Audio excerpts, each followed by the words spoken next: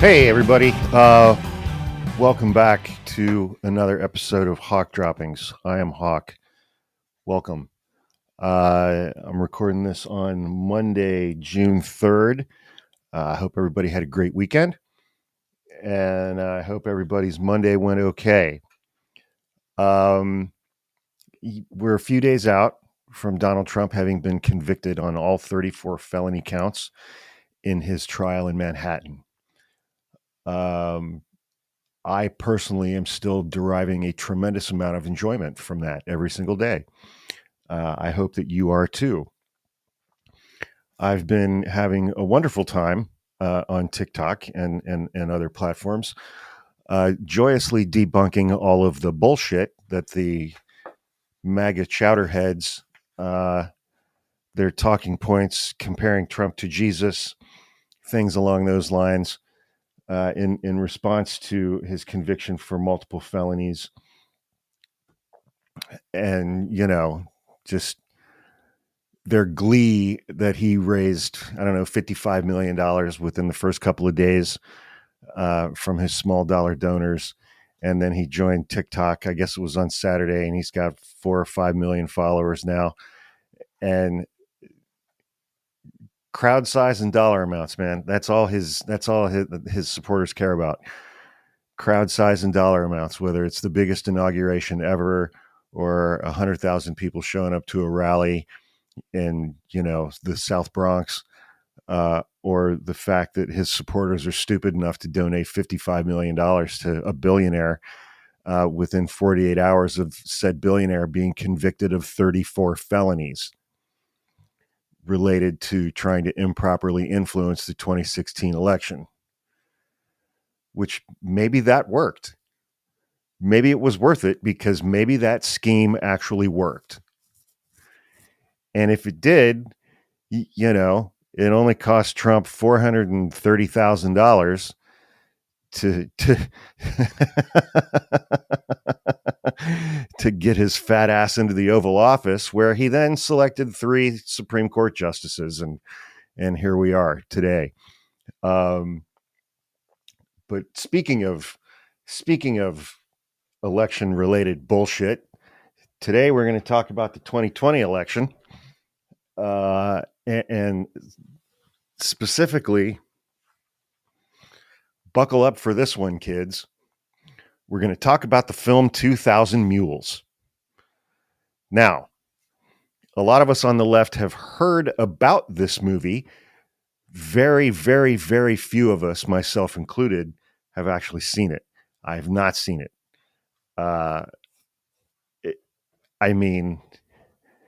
It's a Fox News fever swamp of gibberish. And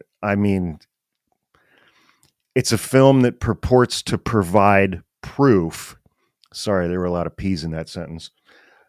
That the 2020 election was stolen by using ballot harvesting mules who were putting, I don't know, counterfeit ballots by the thousands into ballot drop boxes during in the weeks leading up to the 2020 presidential election. The film was written, produced, I think directed by a right-wing political commentator named Dinesh D'Souza. If you don't know who Dinesh D'Souza is, I'm going to be talking about him a little more in depth in a few minutes. He's a guy he was like a policy advisor in the Reagan administration. He's an Indian American. I think he was born in Mumbai. He's about 60, 65 years old, somewhere in that range. And he is cuckoo. He's cuckoo. And I think it was back in like 2010 or 2012, he committed a bunch of FEC campaign. He made a bunch of illegal campaign contributions and caused others to do the same. And so he pled guilty to some federal election crime felonies and then was pardoned for those in 2018 by Donald Trump. And then he turned around and made this movie about the 2020 election, basically for Donald Trump. And,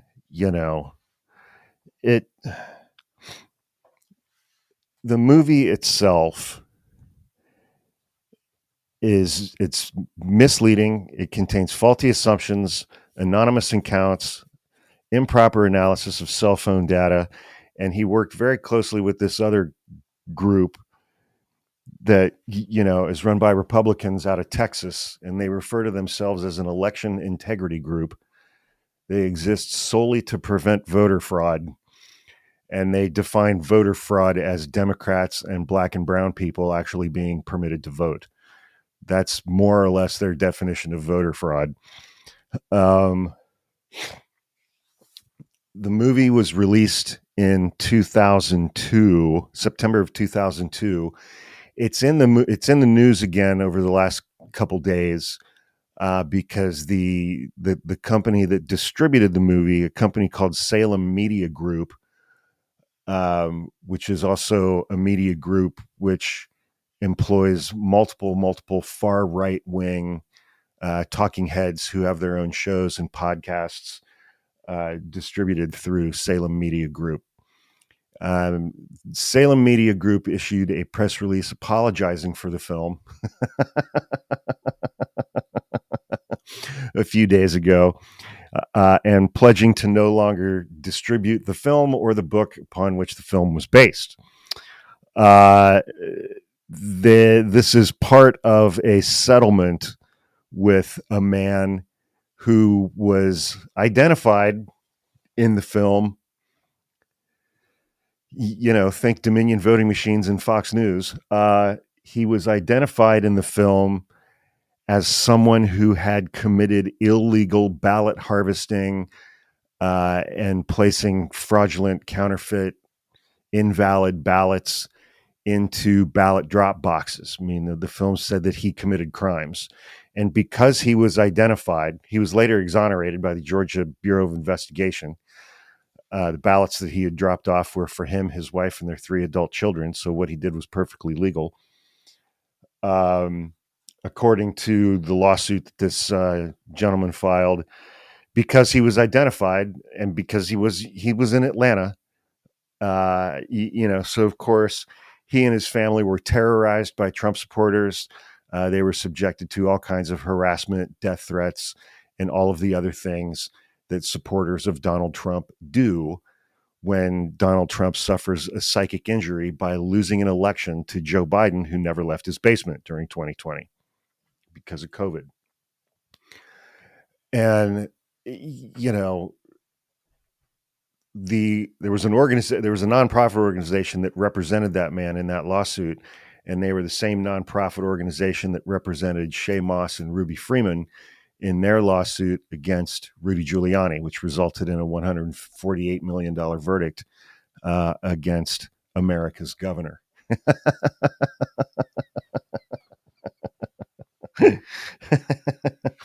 And, right out of the gate, the film opens up with a very misleading, out of context and edited quote from Joe Biden saying, Republicans are doing everything they can to make it harder for people to vote, especially for people of color to vote.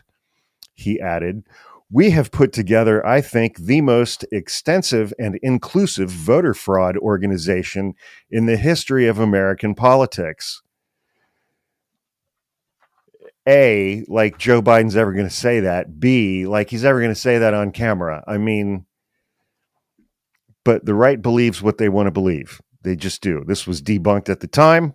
Biden was actually referring to safeguarding the vote, later adding, what Trump is trying to do is discourage people from voting by implying that their vote won't be counted, can't be counted, we're going to challenge it, and all of these other things.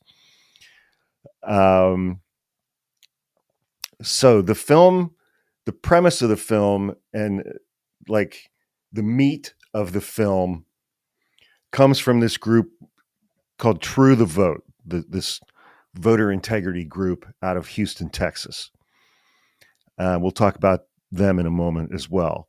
So what True the Vote did, as near as I can tell, is in swing states and cities in swing states, I'm sure it's purely coincidental that the cities in which True the Vote did this, I'm sure it's purely coincidental that the cities had very large black populations. Atlanta, Philadelphia, Detroit, Milwaukee, and a very large Latino population in Phoenix, black and brown people. They purchased all kinds of cell phone data,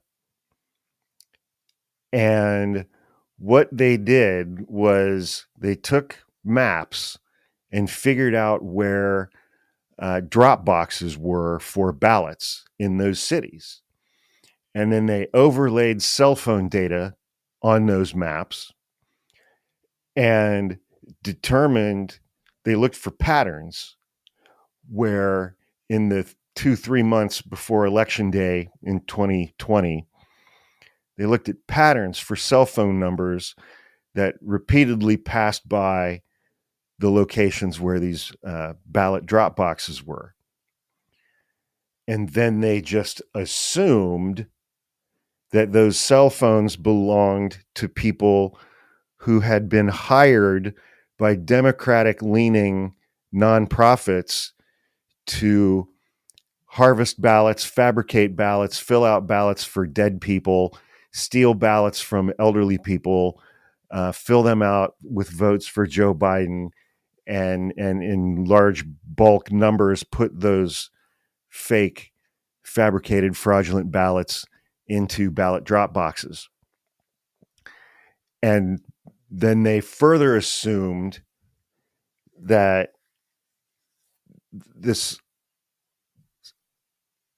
it was enough ballots that it proves that the 2020 election was stolen from Donald Trump, and Joe Biden is an illegitimate president because he won only through the use of these ballot harvesting mules who submitted all of these false, fraudulent, fake ballots in the names of dead people or whatnot. And so already you can see there's a pretty solid foundation for their conclusions here. And by that, I mean, there's none. Yeah. I mean, it's like how this movie got made. I don't even know, man. And True the Vote also had weirdly made claims that they had used these same cell phone record techniques to solve the murder of an 8-year-old girl in Atlanta. And the FBI and the Georgia Bureau of Investigations were like, that never happened. So I highlighted a lot of stuff here. So, okay. Also, bear in mind, 2020, okay, COVID shut down during the summer. We had George Floyd BLM protests. The film also asserts that some of the geolocated mules, the ballot harvesters, were present at what the film referred to as Antifa riots in Atlanta during the George Floyd protests in 2020. The Associated Press proceeded to debunk all of this. They're like, that kind of cell phone data, geolocation can place you within like 30 to 100 feet of a specific spot. It doesn't place you at a specific spot roughly the size of a ballot drop box. It can place you within 30 to 100 feet of that location. Well, all of these ballot drop boxes were located in very high traffic areas because that's how you get the most people to put their ballots in there, by making it convenient for people to drop their ballots in there. How do you do that? You put it in high traffic areas where there are a lot of people. And so then it's like they took this further leap, and it was like, all of these people were Antifa and BLM rioters. Again, it is entirely about black and brown people.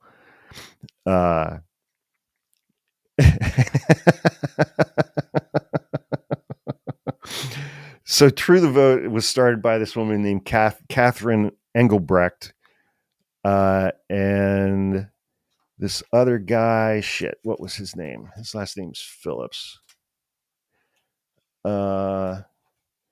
Greg Phillips. um, it's like throughout this whole thing, they and Dinesh D'Souza make all these wild claims.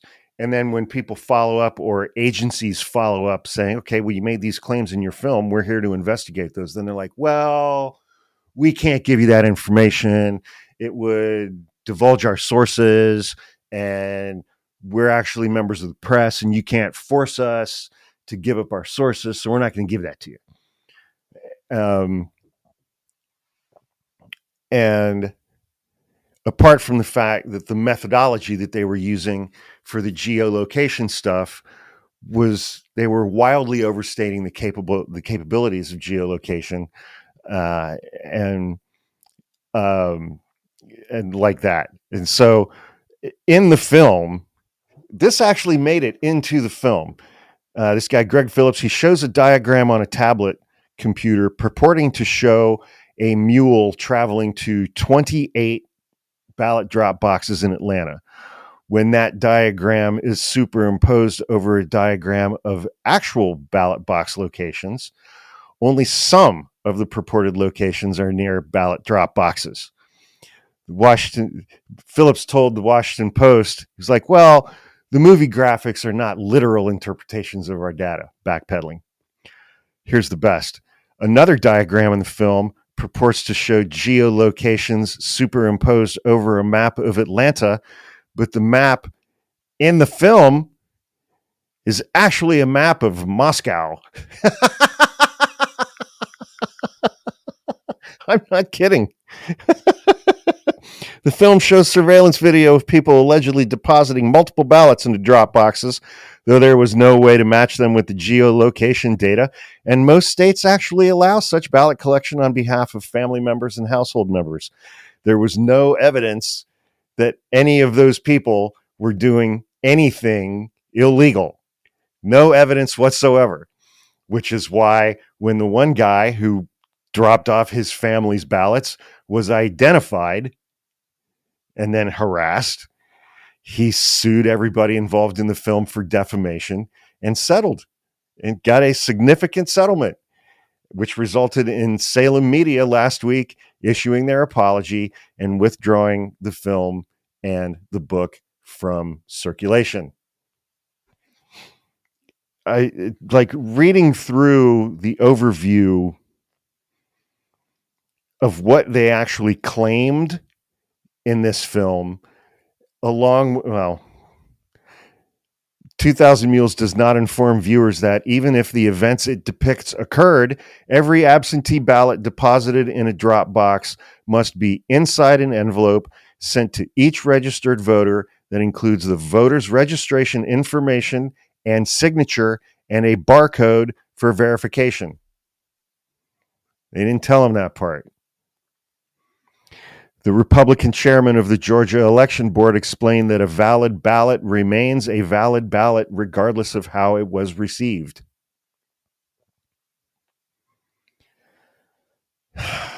AP reported the film's assertion that True the Vote identified 1,155 paid mules in Philadelphia alone was false. This allegation rests on a single anonymous witness who says she saw some people picking up what she assumed were payments for ballot collection. No evidence of payment was presented in any of 5 states where they were looking at this stuff. Engelbrecht states in the film that according to unidentified people who have been sharing information with us, these ballot harvesters would get $10 a ballot for what is characterized as ballot trafficking through stash houses. No evidence. No evidence was presented, just allegations. The film speculates that nonprofits acquired ballots from voters who had moved or died, or by stealing them from mailboxes, or by the coercion of incapacitated elderly people. And again, they had no evidence in the film that any of those things had occurred. The film alleges that over these swing states, Michigan, Wisconsin, Georgia, Arizona, Pennsylvania, D'Souza asserted that as many as 400,000 ballots may have been involved, more than enough to tip the balance in the 2020 presidential election, though True the Vote did not allege that any of the ballots in the movie were illegal. And the right-wing MAGA chowderheads eat this shit up. This film was screened at Mar-a-Lago with Donald Trump and all the people who made the film.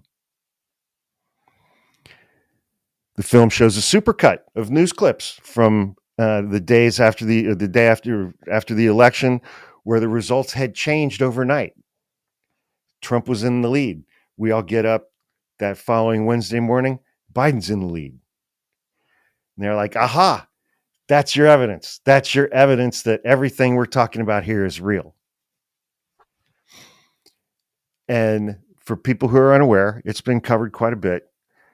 Democrats, especially during 2020 because of COVID, tend to vote by mail. Republicans tend to show up and vote in person on election day. And during the entirety of the 2020 election, Donald Trump had been telling his supporters, do not vote by mail. Show up and vote on election day. Why would he tell them that? Because he knows full well that in states across the country that have Republican legislatures, they have passed laws that said even though people can vote 6 weeks before election day by mail, the county authorities that count ballots are not allowed to open those ballots and start counting them until election day.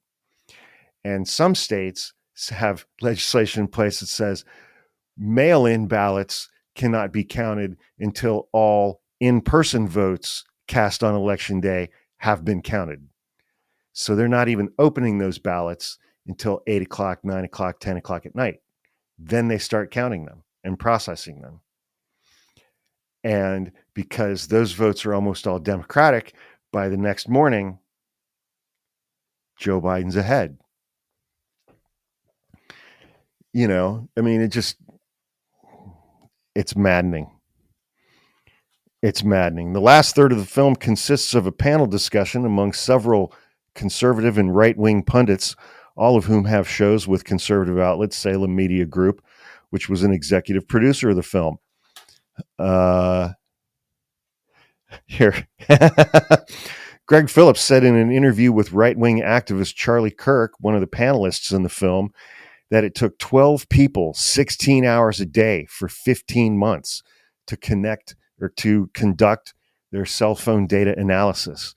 Phillips said the bulk of the analysis was conducted at the High Performance Computing Collaboratory at Mississippi State University. A spokesman for Mississippi State University said no such analysis had been conducted there. It's weird how they wouldn't have seen 12 people working 16 hours a day for 15 months in their own lab. Let's just get down to the bottom of this here. So they were required to cooperate with all kinds of different law enforcement investigations, and they refused to cooperate with any of them. We're going to put a pin in that and circle back to that in just a moment.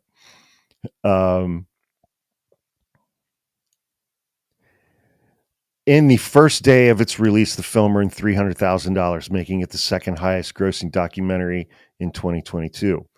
According to executive producer Salem Media, they grossed $10 million in revenue in its first 2 weeks of independent streaming release, with over 1 million viewers. 2,000 Mules was initially available online for $29.99 until Dinesh D'Souza lowered the price to $19.99 within days of its release. It is always about the grift. It is always about the grift. Always, always, always about the grift. They made $10 million off of this movie in its first 2 weeks. And that's just the distributor. Who knows what Dinesh D'Souza made off of this thing? True the Vote did not cooperate with investigations by the Georgia election officials, refusing to disclose the names of people who allegedly collected ballots. The state election board issued subpoenas to the organization in April 2022, seeking documents, recordings, and names of individuals involved. The board sued True the Vote in July of 2023 for failure to comply with the subpoenas. The Georgia Bureau of Investigation examined the True the Vote allegations in the fall of 2021, did not find sufficient evidence to open an investigation. In a letter to True the Vote, the Bureau noted that the data it was provided counted a visit to a drop box as extending to a radius of 100 feet away from that drop box in a circle. The GBI letter also mentioned that it was given cell site location information, which is far less accurate than GPS data, pinging off of towers. If you ping off of a tower, but you're a mile away from that tower, you're not at that tower.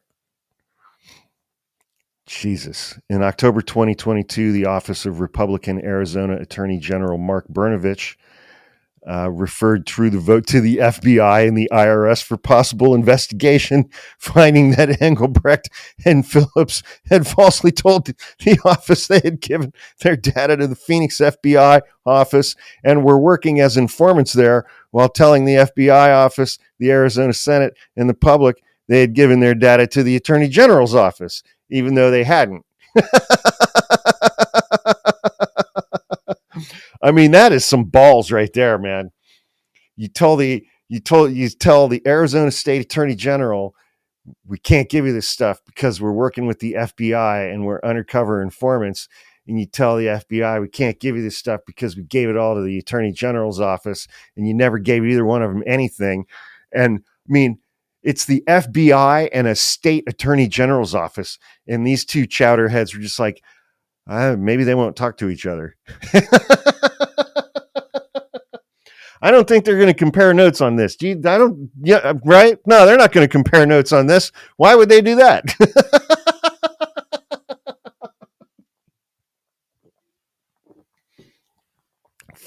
These people are unbelievable, man. These people were unbelievable. They're just absolutely unbelievable. My favorite thing about these fucking people, whether it's the January 6th rioters, whether it's Donald Trump and his half-smart lawyers who've all pled guilty to crimes and been disbarred, and the people on Fox News who had to pay Dominion voting machines $800 million. It's just their sheer audacity. It's like they would go on live television and say, this is a car. This is not a white piece of paper. This is a car. And this is proof that the 2020 election was stolen. And all of Donald Trump's supporters are like, holy shit, they got proof, honey. They got proof. The only thing that's matched by these people's audacity is the stupidity and gullibility of the people who believe this shit. Many of whom are in federal prison right now because of what they did at the Capitol, in part based on these people's bullshit. It's just absolutely incredible. When the film came out, it started getting some reviews. Oh boy, the film's ballot harvesting theory is full of holes. Dinesh D'Souza has a history of promoting false and misleading claims. D'Souza admits his movie does not show evidence to prove his claims about ballots being collected and submitted.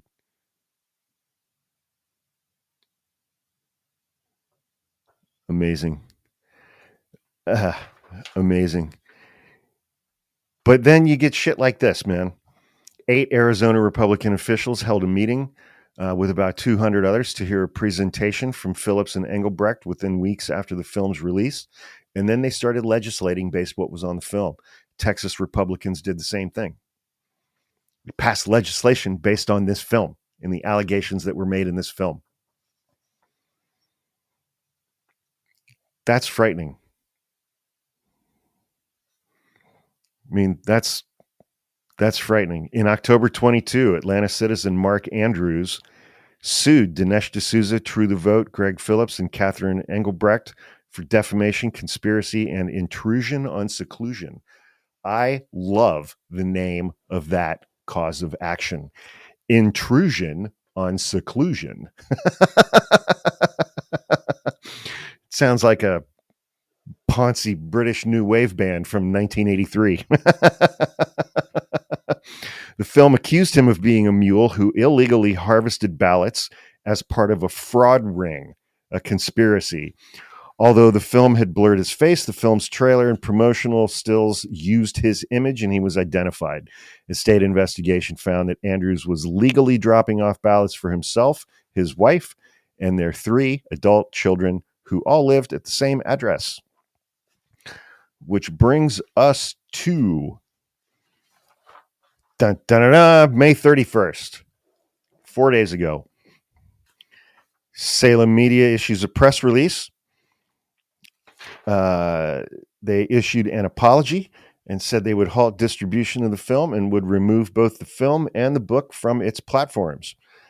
They apologized specifically to Mark Andrews, a voter from Georgia, falsely depicted illegally voting in the film. Georgia Bureau of Investigations cleared Andrews of wrongdoing and found that he was legally dropping off ballots. According to Andrews' lawsuit, the allegations in the film led to violent threats against him and his family.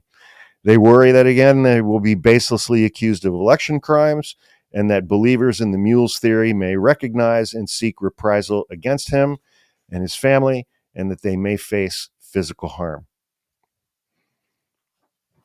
Incredible. The case is still pending against douchebag D'Souza, Phillips, Engelbrecht, and True the Vote. Let's talk about Dinesh D'Souza. This is the guy who made the movie. He was part of the Reagan administration. He became a naturalized citizen in 1991.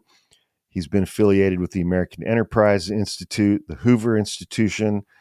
From 2010 to 2012, he was president of the King's College, a Christian school in New York City, until he resigned after an adultery scandal.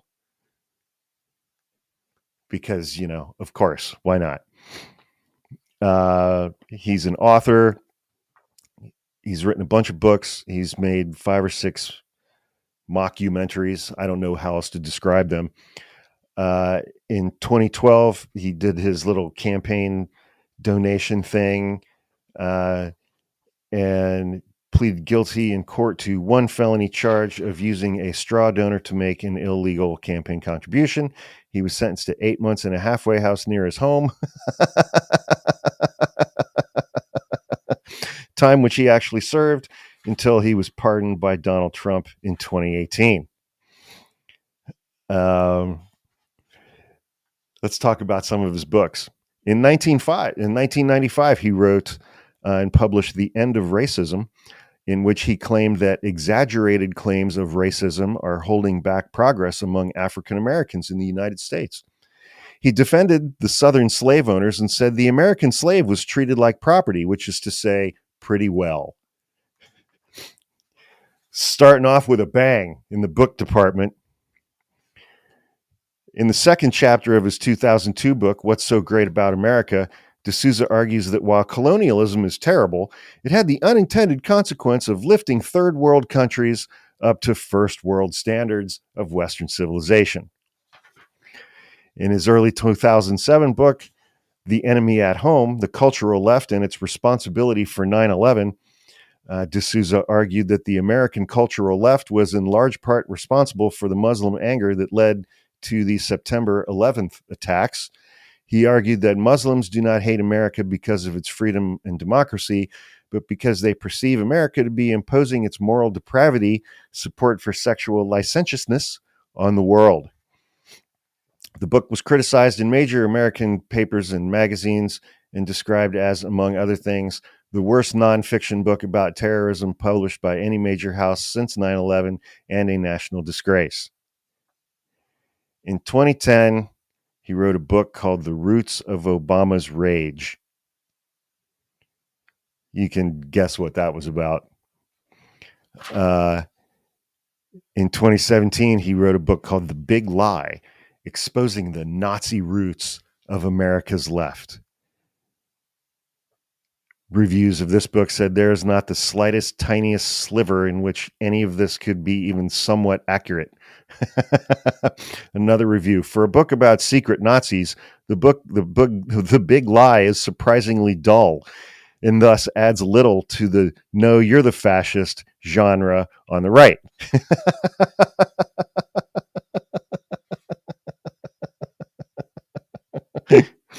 But here's the best part.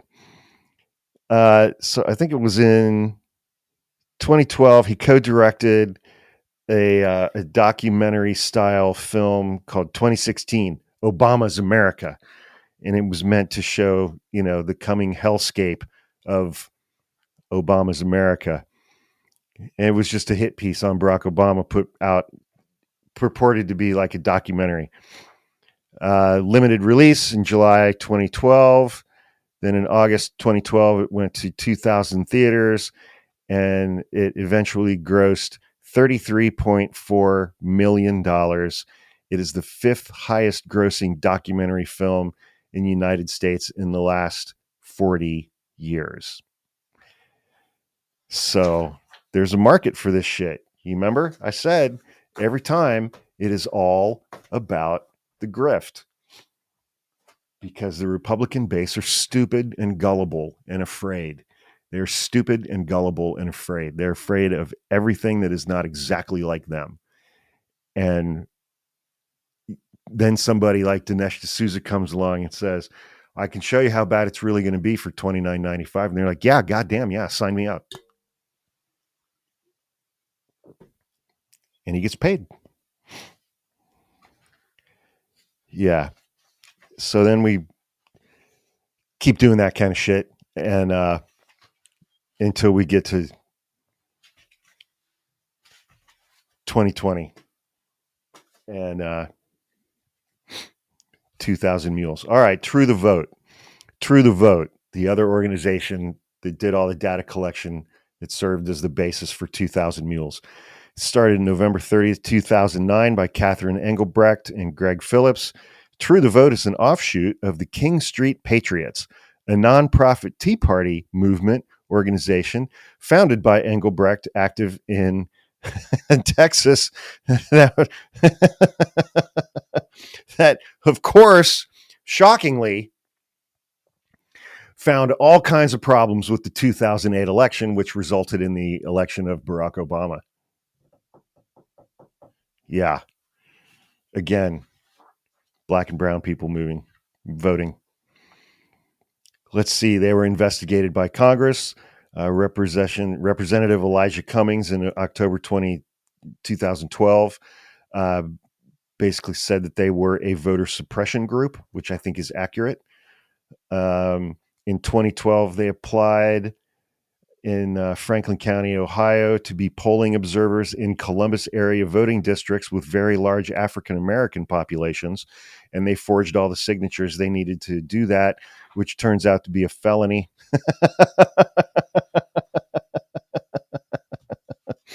In 2020, a guy named Fred Eshelman donated $2.5 million to True the Vote so that they could find proof that the 2020 election was stolen from Donald Trump. They kept the money. They kept the money. He sued them. Then they tried to raise like $25 million for a mobile hospital in Ukraine. It never got built.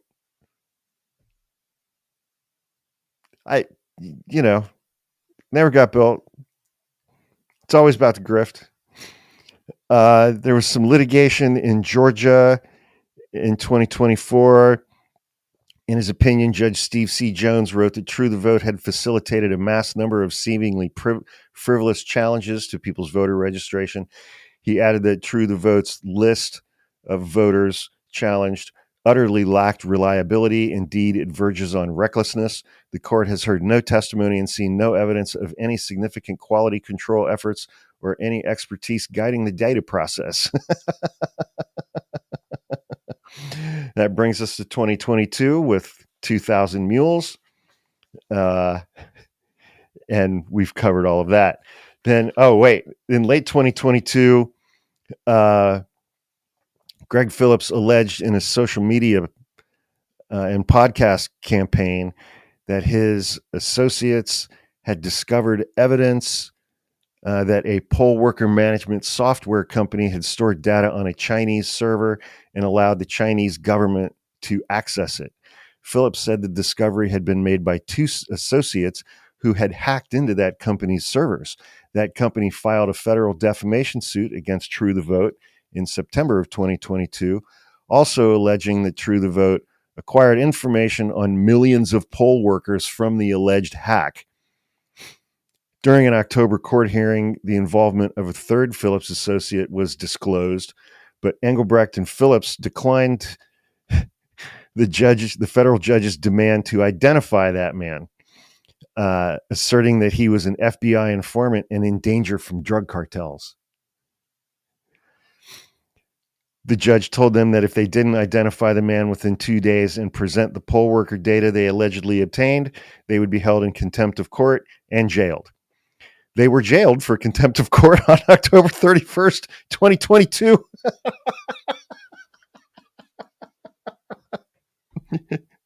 And they served 9 days. It's always about the grift, and everybody always ends up going to jail.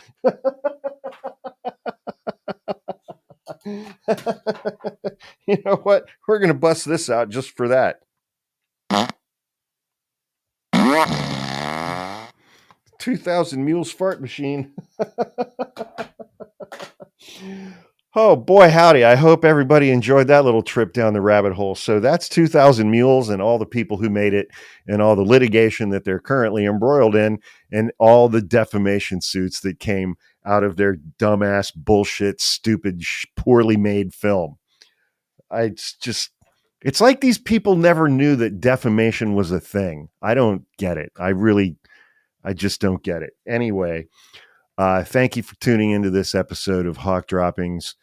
I'm glad that, we're back to our regularly scheduled programming now that Donald Trump's criminal trial is over. I've got a whole stack of stuff ready to go for future episodes that I need to sort through. So hopefully we'll be bringing you some super fun and not at all depressing and informative programming over the course of the summer leading up to our self-inflicted authoritarian apocalypse when we reelect Donald Trump in the fall. I'm kidding. As always, huge thanks to my brother, our buddy Wiseacre for graphics, and my brother from another mother, Anu, for letting us use his music. Reminder, please go to our merch store at hawkmerchstore.com. We have a whole line of Pride merchandise that we got together over the last couple of weeks. And for the month of June, all of our proceeds from those sales, we're going to be donating to the Kaleidoscope Youth Center in Columbus, Ohio. It's a nonprofit that provides all kinds of assistance and services and programs for LGBTQ youth in Central Ohio. And Ohio is a red state. It cannot be easy to be an LGBTQ kid in Ohio. And so we got the name of that nonprofit from our friend Trans Gretchen on TikTok.